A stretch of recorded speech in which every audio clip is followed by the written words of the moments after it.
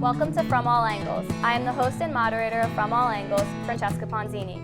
During this program, you will hear Wayne Hills High School juniors discuss and debate a major issue students face today, and how this issue might be resolved in the future.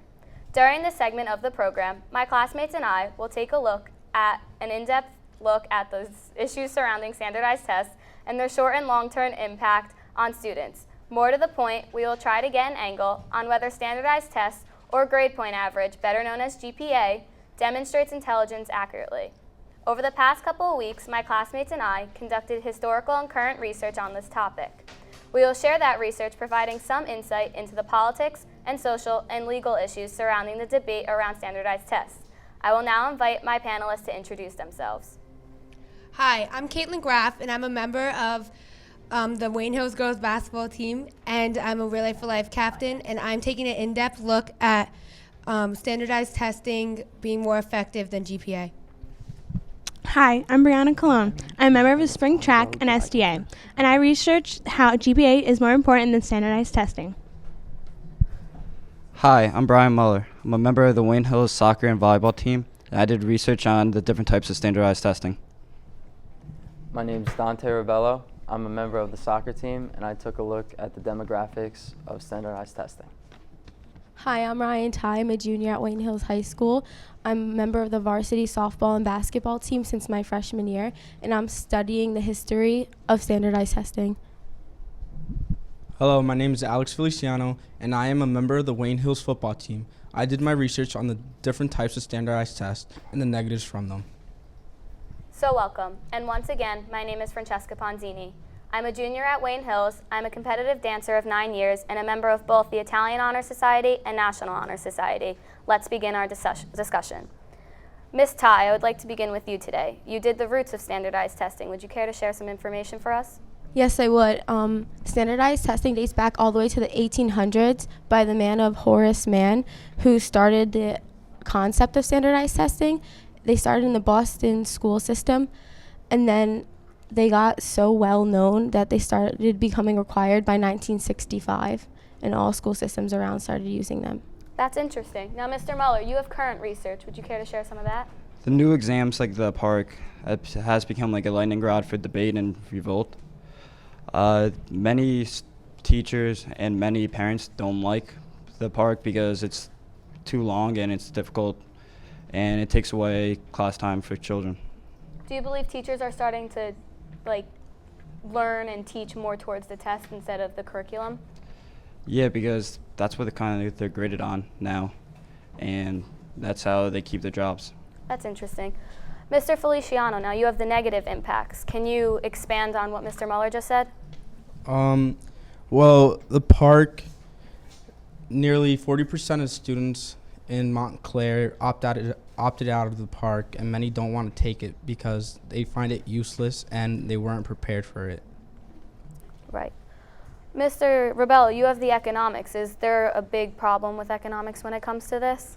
Well, first of all, average SAT scores in the critical reading section are going down because in 2006, the average for the critical reading section was 603, and now it's 596. And that has to do with the families of the test taker. So which means, has GPA changed or is Yes, GPA is going up.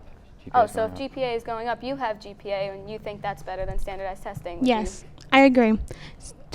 College and universities look closely on students' high school GPA than standardized testing. If a student constantly does well for their high school and their GPA is good, colleges prefer that than SATs and ACT scores. Wow. Mr. Muller, would you like to expand on the park testing and explain what the park is? The park is they changed the park with the HESPA, and the park is supposed to evaluate how the students answer critical thinking questions. Makes sense. Ms. Graff, would you like to share why standardized tests are better? While your GPA compares you to the rest of your school, your SAT scores compare you to the rest of the country, and it can show how well you're doing in all the curriculums, and standardized tests effectively and comprehensively measure student performance in school and how teachers teach and how well they are teaching the students. Do you believe it's important to make them mandatory? Yes, because it's also a college requirement to hand in SAT scores, and it shows better understanding of how well you're learning. What are the downfalls of GPA? Some downfalls of GPA are that you're only getting compared to the rest of your school, and when like you could have an easier teacher in one school and then another student could have a harder teacher learning the same thing. They could have a different GPA than what they deserve. Now, Mr. Rebello, do you think that funding can go down if people are opting out of the park? It's to be said that when more people opt out, the funding can go down in that education system. Do you think that can happen? Definitely, yes. Does anyone have anything to add on that? Do you think that students are properly prepared when it comes to it? Not exactly, because it's a different type of test. Like, it changed, like, the regular test that was like 30 years ago, like the HESPA is like an easy test for like children to like pass. Now the park is like challenging them like in different types, like especially critical thinking. Nice. And I think that's all the time we have for this segment. Thank you for watching the first segment of From All Angles. Don't go away, because in the next segment we will be back with Jay Cho and what the kids in the hall are saying about standardized testing and if it is more accurate depiction of the intelligence than GPA.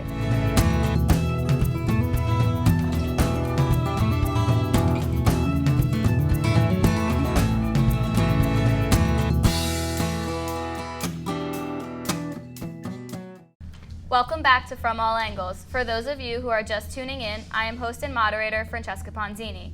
Our discussion is focused on standardized testing. This first standardized test was the SATs, which started in 1926. Now let's get back to the debate once again. My name is Francesca Ponzini. Welcome back, everybody.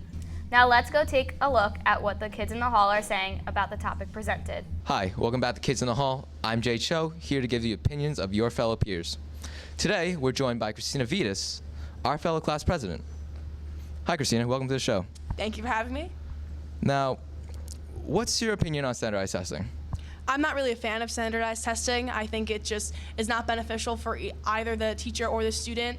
It's just not good. Well, how would you respond to the following assertion that some teachers will be teaching a test rather than condoning a higher level of thinking?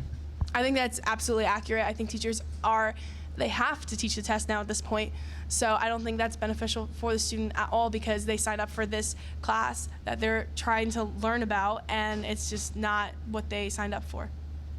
Well, some of these teachers are measured by how their students are doing on these tests, and that could reflect their salary or their bonuses. How do you feel that some teachers are being measured like this? I don't agree with that. I think that teachers should be evaluated in several different ways. It's not good to be judged on kids' scores on this test that's always changing. It's not what they are supposed to be doing. They're supposed to be enlightening us and helping us grow as students, and that's not what is going on.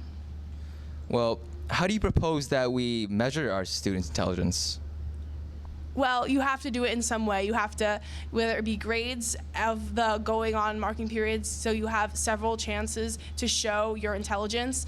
I just don't think that a one-time test of one given day is going to do that effectively. Well, thank you for sharing with us today, Christina. Back to you, Chess. Thank you, Jay Cho, for that interview with Christina Vitas. Does anyone have anything to share or any rebuttal? Yes, I do, Chesty. Third segment. I disagree, because standardized testing judges everyone in this country on an equal scale. And it shows a good judge of character, because it shows that students are motivated and really want to do well enough to get into the colleges that they want. And I believe that the college admissions really look at standardized testing just to see how well the students have been doing. Anyone else? Well, I disagree with Caitlin, because how can students be judged off of a one-based test off of one day? And just as that doesn't affect students, but also affects teachers, and why should they be reflected just on kids who aren't as good as test takers as their GPA could reflect? Alex, do you look like you have something to share? I do have something to share. I just disagree with Christina when she said teachers shouldn't be evaluated based on the test, because these tests are meant to prepare us for colleges such as the Park, and it's based on the teachers have to, help us with it and get us ready for it, or we won't be ready and we can get poor scores. That's true. Let's get back to another segment of Kids in the Hall with Jay Cho. Hi, welcome back to Kids in the Hall. Today, we're joined by Mr. Keogh, a guidance counselor who's been here at Wayne Hills for many years. Now, good morning, Mr. Keogh. Good morning. Now, let's jump right into the questions. So, what's your stance on standardized testing? Good morning. I think that standardized testing is certainly something that's important for any school system, both the teachers, the administration, as well as students and parents, to really assess where they are in terms of other students, both within that school district as well as districts throughout the nation. Now, how would you feel that some say that standardized testing narrows the school curriculum? And by narrowing, I mean limits to what we should learn and what we can't learn. So I think with anything in life, just as an education as well, is that there has to be a balance. Certainly, I think the value of education has to be first and foremost is learning, and that's student learning, it's diversity of learning in all different mediums. I think that standardized testing certainly cannot be overstated in terms of how many days or how many hours students are tested. Oftentimes, I know I hear that parents will say, are teachers being told that they have to teach to a test or teach to a specific curriculum versus teaching for the love of learning? And I do believe that there is a balance that can be struck between those competing needs. Well, don't you feel that like some students are simply not good test takers, and simply their true intelligence cannot be measured just by a test? Okay, that is certainly a very good point. And I think in any evaluation tool, you have to look at a holistic approach. So certainly at the high school level, students are often thinking from ninth grade moving forward about colleges and college acceptances. And certainly for most colleges and universities, standardized testing is one piece of the decision-making process. So if a school is looking at the whole student, they're looking at a multitude of different keys and considerations before they make an admissions decision one way or the other. Final question here, Mr. Keogh. How do you propose that we deal with students with disabilities or students with English as their second language? Well, they're certainly at a disadvantage when taking these standardized testing, and sometimes they're not given the same, I suppose, resources that they need to take this test equally, on par with other students. Okay, I would respond in the same way that I did earlier, in that I think that students are really going to be, and I believe should be, evaluated holistically. So, for example, if a student is coming from a different culture with a different language, and they come to the United States and their ultimate goal is to apply to a college or university in the United States, then that college or university is going to consider that, just as colleges and universities accept international students, where students are not living in the United States, that they have lived their entire life in a different country with a different language, and yet they participate in the United States educational system at the college level. I think for classified students with individual education plans, again, there are very specific colleges that recognize and work with students who have specific diagnosed disabilities, and they have resources that help students achieve lifetime success, both in the learning environment as well as in a career path. Well, thank you, Mr. Keogh, for providing us with your perspective. Back to you, Chess. Thank you, Jay Cho, for another interview. And Mr. Keogh brought up many points, and it seems to be a major point about everyone talking about teachers being reviewed. Does anyone have anything to share with that, or even on just the interview as a whole? Yes, I disagree with Mr. Keogh because standardized testing isn't for every student. And Alicia Devontier on Facts on File said that standardized testing isn't for every student, and that colleges don't really look at that either. They look mostly at GPA and how like you're compared with your peers in high school, and they don't really look at how well you can study for one test. Mr. Mello, you shook your head. I disagree with Ms. Cologne because colleges do look at SAT scores because like how can you judge on like every student if they have like the same GPA?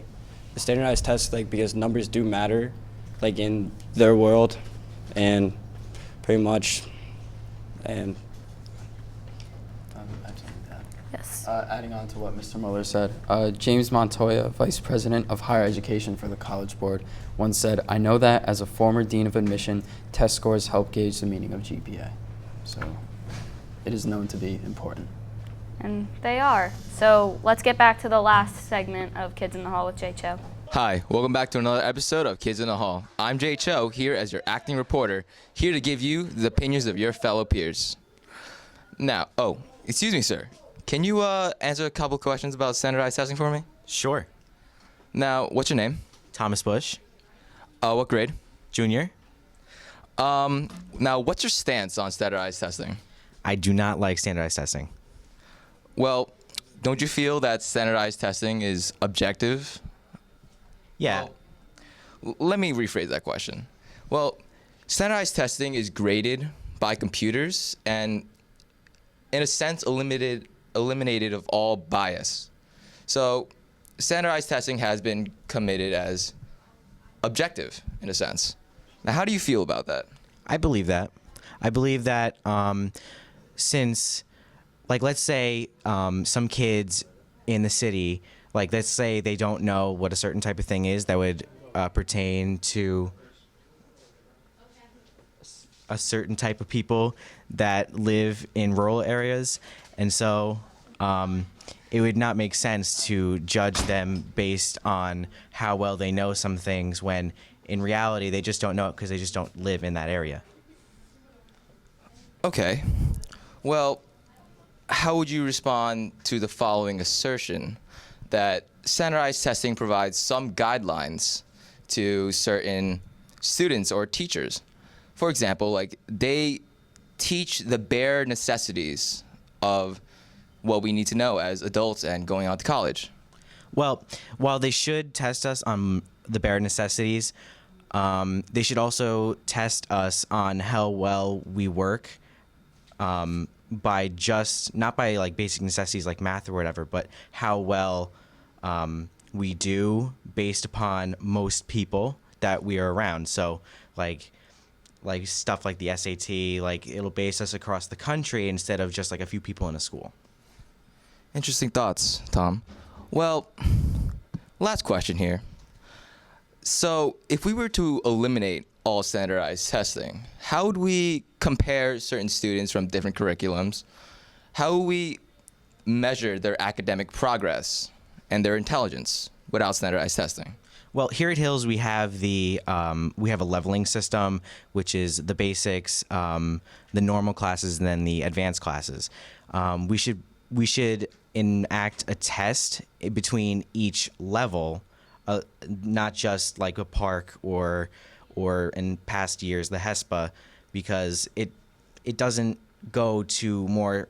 It doesn't judge people based on a group. It just based people on a whole, and then most people aren't in the same curriculum, so it's not fair to some students.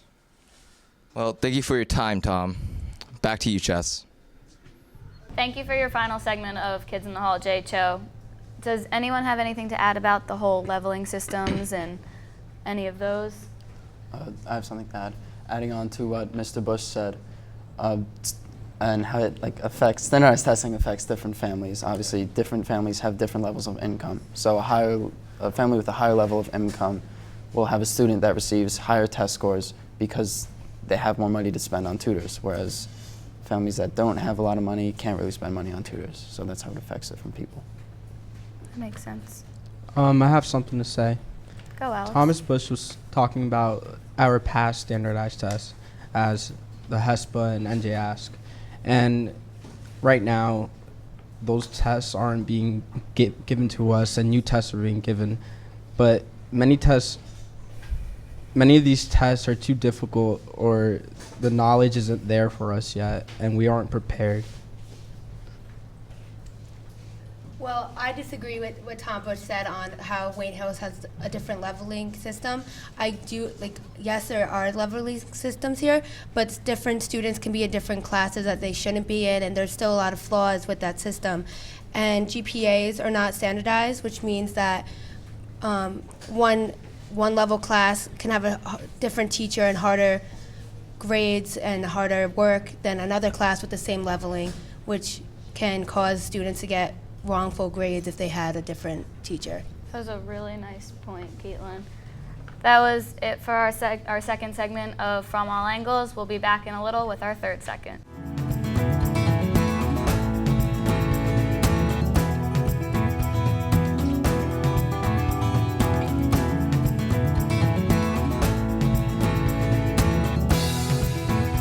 On to the last segment. Now, Ms. Graff, you, as we started this show, were for standardized tests. Ms. Cologne, you were against standardized tests. Did either of you change your minds?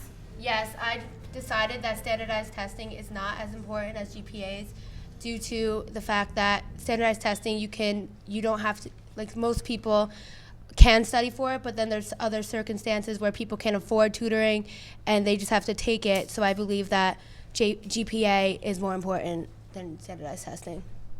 Wow. Ms. Cologne, do you stick by your views? Yes. My opinion is GPA is mostly cumulative grades from 4 years. And SATs is just a test that you take in 4 hours. So I don't really know how that balances out. Did anyone else change their mind or stick to their own views? There was a lot of points brought up about how when Christina Vitas said that it's graded, or one of them said that it was graded by a test, so there's no bias. So there's no one really, depending on your name or who you are, they're not judging you based on that. Whereas your class wouldn't be judged based on that. Does anyone agree or disagree? I have to say that in the end, I'm still against standardized testing. Ms. Graff and Ms. Cologne had some excellent points, and I would just like to restate what they said. Ms. Ty? Yeah, GPA is more important because you get your knowledge and from all 4 years, and then the standardized testing for one day, how should that affect your further learning for more knowledge in college if you can't get in because of your low SATs or ACT scores? Mr. Muller, anything? I think standardized testing is more important than GPA because it's an even test for everybody. Even though GPA, you could be in a level 2 class, have an easier teacher, like Mrs. Graff said, and pretty much in honors is you get weighted too. You get a 4.0 in regular class, but 5.0 in honors. It's kind of not fair. That brings up an excellent point. I have something to say. Oh, I okay. completely disagree with Ms. Graff. I think standardized tests are very important because this world is all about competition and who is better than the other. And with GPA, many people can have the same GPA, but SAT, they give you significant score. That was an excellent point. Well, that concludes our second program of From All Angles, focused on standardized testing, and if in fact standardized tests or GPA or some combination of both demonstrates intelligence more accurately. As juniors in high school, the resolution of these issues matter to each one of us personally, since we took the park twice this year, well, most of us anyway, and because we will be judged by both as we compete for a place in a college or university next fall. I would like to thank my panel of experts, Ms. Cologne, Ms. Graff, Mr. Muller, and my historians, Mr. Ribello, Mr. Feliciano, and Ms. Ty. Thank you for your effort towards today's program and for your valuable insight. Thank you to Jay Cho for providing a look at what the kids in the hall are saying about the park tests, and in particular, and standardized testing generally. A big thank you to all the kids in the hall participants. Ms. Christina Vitas, class of 2016, Mr. Tom Bush, class of 2016, and Mr. Bruce Keogh, guidance counselor. Lastly, I would like to thank Mr. Hoogstreet and his 5th period TVP class for giving up some of their class time to shoot this program. That's it for today's segment on standardized testing. Once again, my name is Francesca Ponzini. I am your host and moderator of From All Angles. Before I leave you today, here's what's coming up next on From All Angles. My classmates and I will be taking an in-depth look at U.S. actions, economic and military, against ISIS in Iraq, but not in Syria, not yet anyway. We will discuss and debate whether the United States should take the direct military action in both Syria and Iraq, or continue supporting the Iraqi military with advice from a distance. Is the United States on the verge of yet another military conflict in the Middle East? What positions might U.S. allies, Israel, and Saudi Arabia take on the United States military involvement? Tweet us or post us your answers on the From All Angles Facebook page. Tune in next time for an in-depth examination of the crisis in the Middle East. This is From All Angles. Catch us next time. You don't want to miss the debate. Thank you and have an exquisite day.